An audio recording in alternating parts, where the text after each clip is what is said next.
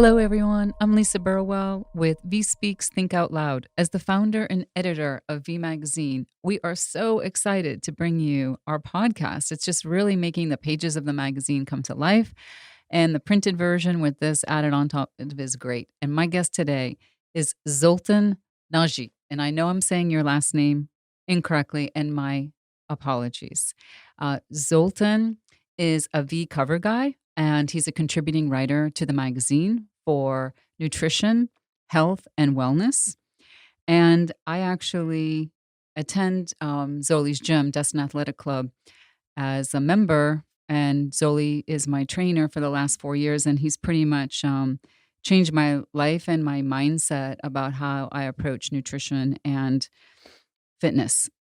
Zoli, welcome to the podcast. Thank you. Thanks for having me. Glad you're here. So, do you think there's like a mad fitness craze going on with so many different things going on right now in like the last probably 4 or 5 years with Pure Bar and CrossFit and nutrition craze? To me, it seems like that. What does it seem like to you? Yes, I think after CrossFit made it big, I think just fitness got bigger and bigger. And I think just more people realizing how much they can achieve through, healthy nutrition and just being fit and stronger and not just physically, but mentally in the same time. hmm So I find your background fascinating, coming from Romania, and that you actually were a professional hockey player in Romania. Tell the audience a little bit about that and the endurance and the skills that you had to have to basically be a professional hockey player. Sure. Would start that hockey runs in my family, so it was something I grew up around. My father played in Lake Placid in 1980 in the Olympics for Romania, so that's kind of It's in laid your the blood? yeah, it's in Yeah. my blood, but kind of laid the foundation and raised the bar too high. I could never make it to an Olympics yet. I might as a coach or something, but that's where it started, and it just since I tasted the sport on ice, I fall in love with it. So it's I think to this point that it's one of the best sports you can play. I mean, it's so much action, so much adrenaline, skill, speed, toughness, intelligence, everything in it. And a lot of times if you don't play it, you don't understand it. But you when get closer and you understand the tactical parts of the game, it's just an awesome game. Amazing. So, how many years did you play hockey? I played 18 years, and the last four I was paid pro athlete back in my hometown, and that was my dream at that point to Wow. become a competitive or just play at the highest level I can. It's amazing. I know sometimes you've mentioned that the training that you had to endure, then with the what the coaches put you through and everything was like you told me I think something like most people could never they could never endure it. Yes, I mean if you want to be good or competitive at something, you got to start at early age. There is no other way that you're going to make up with unless you're super talented. But talent can take you just so far. I mean, if you don't have the background of work and just learning and the endurance, it's not going to happen. So yes, I mean, even as a started when sports when I was three, just skiing and skating around. I started hockey at 5, and I think if I remember back, one of the first practices I went, and I saw the coach. He was an old guy, an old timer, old school guy. He said, run 10 laps. I was 6 year old. I mean, that's Wow. 4 kilometers, 4,000 meters. I mean, but yes. And you So did it? well, we did it, and I remember it was funny because some of us we tried to hide behind the bushes, so it was a low hill, and of course he found us. And he first day we got we got our lesson that don't try to play with the coach there. You're gonna get it no matter how old you are. So Right. I think growing up in that system where they taught you toughness and hard work, it's gonna lay the foundation that for somebody's future or life. hmm So, what happened after your stint playing hockey? How did you get to America, and what was that transition like? Well, it's I even as a young kid, my father uncle lived in the states. So I always had this dream to come to America. Even as a young kid, I was watching his pictures, and he was in Florida and he lived in New York at the time. And even as much as I wanted to be a hockey player, I was playing with the idea of somewhere in the back that one day. But at 18, you would have asked me what I wanted to be. It was just hockey, and that's all. And then playing hockey, and things were not working out the way I wanted to because of my fault. At 23 or 24, I had an opportunity to come to the States, and I just said, this is my time. I got to try something else. And I was ready to go. And I left 18 years of work in hockey and my family, which I lived very close by at that point. And I was a student at university in Hungary in the same time. So I was, still working to build up my life, but I needed something else. I needed to get out of that environment. That was the final push that I felt like if I'm staying here, I don't know, I just needed to go. And was it a decision you ever regretted? No, I would not. Never change it. I mean, I've learned so much in the States that. And then how did you get into owning your own gym, being a sought after trainer, nutritionist, and owning Destin Athletic Club? Well, it's a long story, but we have time. I don't know if I thought ever that I would do something like this. I mean, it's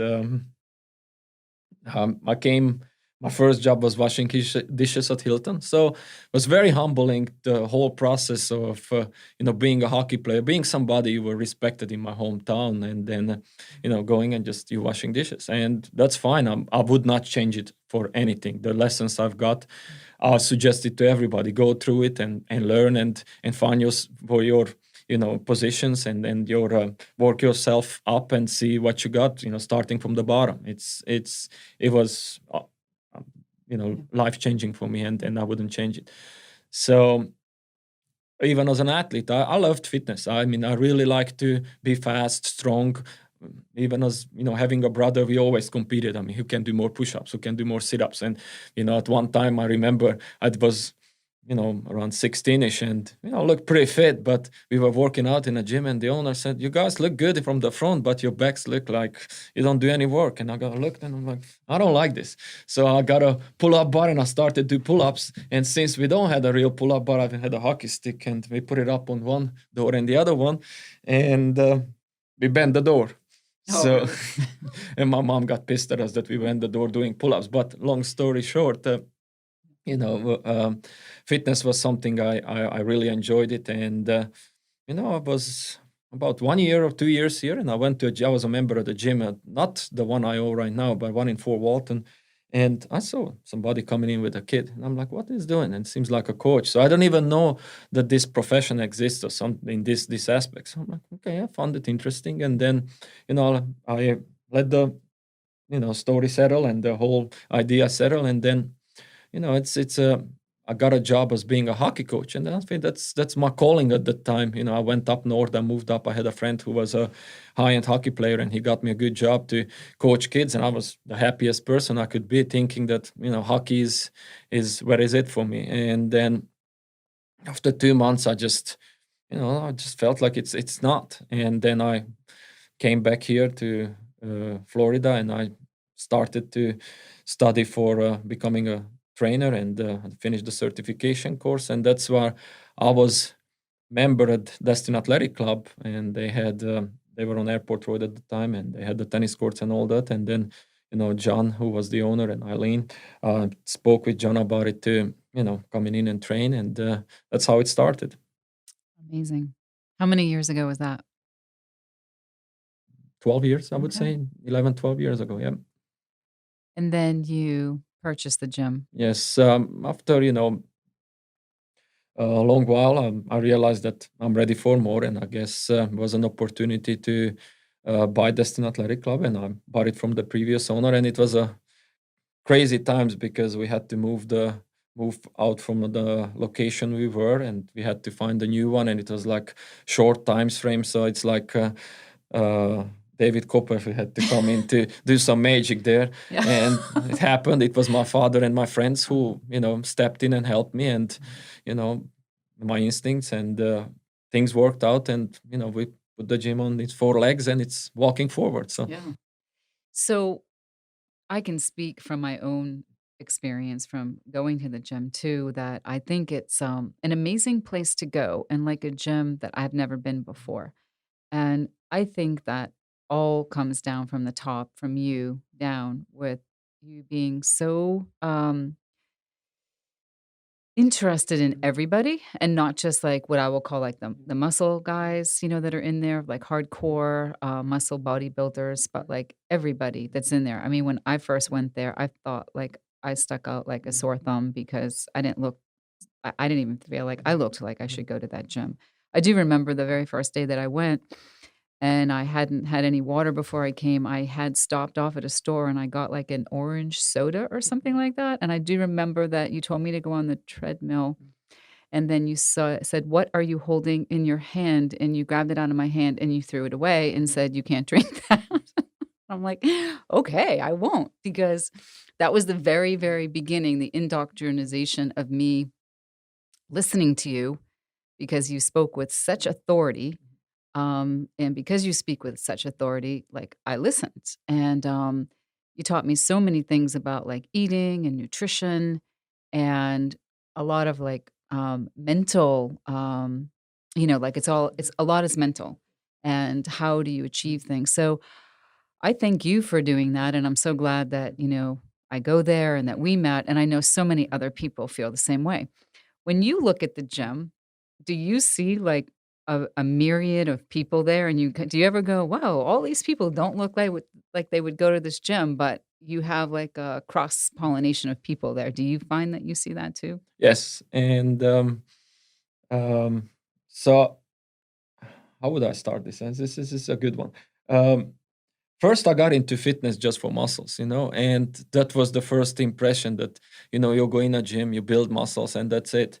And, that's early 20s and mid 20s as I was a trainer. And then, you know, I kept that as a very important part to build functional muscles. But on the same time, I got to be interested same much into the health aspect of the whole thing. And I guess that's why all this type of people coming with different interests, some are still in the muscle aspect, but I'm trying to bring them into the nutrition and just being your own doctor thing to be responsible for your own health. And I think if you don't have health, I mean, what you have, you can have the whole world for you, but health is so crucial and so important for just being respectful it and just treat your body and your mind and your soul as a temple and just make sure that you do the steps you can to prevent. And I think this word is very important, this case, prevent. Yes. Because you know if we're smart and if we do things and we don't need to go too hardcore, if you work on that prevention, you can make your older ages or your life much easier as you go forward. Who are some examples of people that have come to you? Like, I know of a couple, not the actual people, but examples that you've told me where, like, a certain gentleman had come who had had a heart attack and he was in really bad shape. And then, like, after had been training him for, like, I don't know, a year or something like that, he was like in amazing shape. So, can you tell the audience about some of the people that have come to you and kind of like not the perfect health condition and what you did with them and how you work with people to change their mindset. Well, I had a gentleman. I'm not sure how long ago it was, but when I first saw him, I saw he was in the back first when I was introduced me and turned around. I mean, from the back he looked normal, and then he turned around and I see a big basketball, a big melon in the front, and I'm like, what the hell is going on there? And I mean, walking heart attack right there, and we started working and his stress. If stress is a factor, I mean, you're walking on a fine line. So if you don't know how to deal with stress and then you have other issues like overweight, smoking, the line is even thinner. So he was dealing with a lot of stress at that time, and he had this melon in the front. And so we started working, and I took it easy. He was, of course, terribly out of shape, and slowly, so he got better, and he's starting to deal with his stress out of the gym better, and things, were looking good. And then he had the heart attack. He had a quadruple uh, uh, Oh, quadruple well, bypass? bypass, Yeah. yeah, surgery. And he made it, and he says that he made it because he started training and he was fitter, and his heart was able to deal with that big stress. And he came back, we started working. He realized that he has to take life very seriously at that point, and his health. So he improved a lot from there. And his I introduced him to the Fit for Life eating or wellness program, where it was personalized for him, since he having those he's a high risk. Certain foods are not allowed for him to be eaten, and he's coping with it. He improved a lot in this time. So That's awesome. yeah. So you have a lot of testimonials. I Mhm. know that you had a like a mini documentary filmed with Shane Reynolds, and you had various people giving testimonials about their lives being changed. Um, what I noticed from knowing you and from going into the gym too, you say like you started doing it, for the muscles and all that. And then what I see in you as a trainer is like true, authentic compassion for the people that walk into your gym. And you don't approach it just as a job or even an owner of a business, but you legitimately care about the people that walk into that gym. And I have to commend you for that because I've seen it like over and over and over again, how you treat everybody in every different and you're really consistent with it because it really does resonate from you and it's not an act, it is who you are. And I think that's why so many people, myself included, continue to go to the gym. Do you feel like you as the leader that is like the mission that you are like basically like the gospel of Zoli? Well, I was told that when I'm not sure which job I had, one of the hundreds I had in the States. um, I was told that I'm going to help people with their health. And at that time, I don't know, maybe I was a server at one of the restaurants, who knows, but doesn't matter. But I was like, how this going to happen? I mean, I did not see myself in that position. And then, fast forward, life happens. And then I'm in that situation. I said, if I want to be happy and if I want to have a smile on my face, I need to give smiles to other people. And in an aspect of that, they getting me that they changing and they improving and they taking care of themselves better. And that's where I feel like I accomplished something, that if somehow I can break to someone and make them understand that how precious their health is, and you know um, just Then you've you done your job. yeah, I've You've done my done your job. job. Yeah. So Zoli, the COVID-19, the shuttering in the home that we did in the last 3 months. I didn't go to the gym for a good 2 months, maybe two and a half, something like that. Obviously, because we couldn't because it was closed due to government restrictions. Uh, Everyone has different opinions about it, but everyone also knows it affected them deeply to be basically on pause and worried about the future. And anyone that owned a business was going through some type of hurt, some worse than others, but it was definitely not a cakewalk for anyone to go through.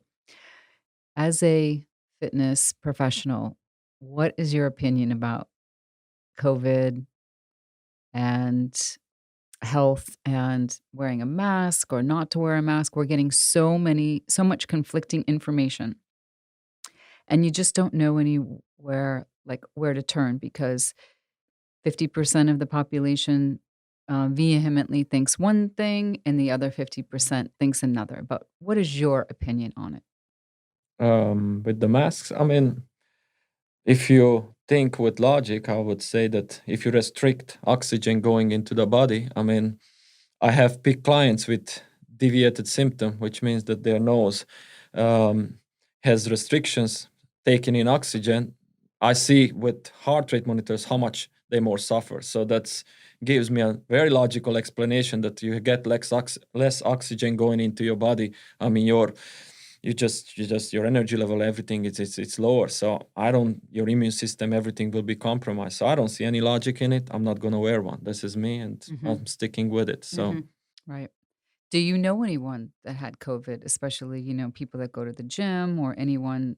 I actually only know two people that have had it. They were actually lived on the same street that I did. They both are fine, and they both didn't have to go into the hospital. Thank God. They were older, but they survived it. Um, I had two clients who had it and or have it, and one didn't even feel it. The other one was a lot more sick, but in a week about she was better. And it's far away from being what it was described for us, and this is where the whole problem, that the whole deception and just misleading the whole country and just the whole world with this COVID thing. If it's something as bad as it was described, people would drop left and right. And I asked doctors who were working in hospital, nurses back in Romania, where we live in a bigger city. They don't had no cases. And okay, when right it was the peak time here, I asked a doctor, a client, and he was like, we have 5 places, 3 goes home, 1 stays, and 1 is in the middle. And I mean, just It's if varied, very yes, varied. it's varied. But if you know something is as bad as it's being called, I mean, you would see it. You would see it left. Your friend would drop right there, or your neighbor, or whoever, or hopefully nobody, would happen. But you'll know when it's something is real. And I just didn't see that happening, so I was very, very suspicious of all the news was given to us. So I think that mainstream media is 70-80% culprit in all this. But Mhm. it's that's what I think. And I mean, Right. I'm hopefully not the only one. Yeah, well, I don't think. Mhm, I think mhm, everything's turned mhm, into a 50-50 thing right yeah, now, kind of, which is mhm, incredibly sad because it's not based on a lot of information or logic. It's based on mhm, sort of like a almost political, yeah, almost can be, political. It can be, yeah. yeah. So, what are some tips that you'd give a listener who maybe doesn't go to the gym right now, or they would need you, but they can't get you because they haven't started going to the gym yet, or they haven't met you? Like just people that maybe don't work out or they're not watching what they're eating. If you could like maybe give some words of wisdom, kind of like you gave me the Mhm, first couple of times that I went, asking me questions about what I eat and just, what you do, yeah. your thing. Well, if somebody needs to ask a question, they can more message me on any social media or anywhere or personally. But I mean, just look in the mirror, and you get a lot of answers there. And if not, just look at your plate, you get the next answer there. And take a jog and you get the next answer. If you start jogging and you're running out of air, that's you have a problem there. So Mhm. if you look in the mirror and you're not smiling a big one, there is another problem. So just start somewhere, start slow, but stay at it. Keep working at it. Things get better. I've seen it multiple times. Consistency is super important. Doesn't have to be perfect, doesn't have to be good, but has to be repeated on a daily basis. And one program says that it's better.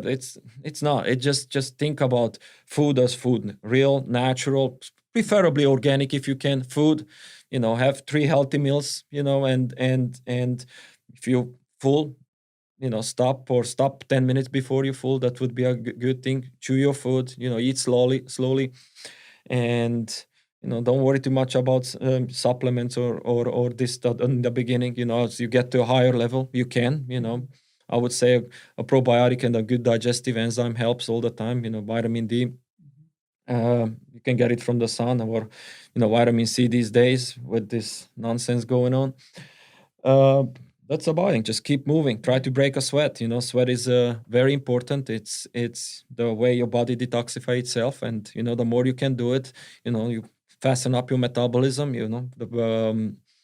The ponds will start shredding, and good things will happen. So One of the byproducts that I can't figure out from going to you for the last 4 years have been because I feel better physically or I feel better mentally. Because what I have found is to reduce stress and to just check out from like not looking at my phone or just like not worrying about something, to go to the gym gives me that opportunity for 1 hour while I'm there and then driving in my car to and fro, that I get to have a moment's peace in the day, and I get to recalibrate my stress level.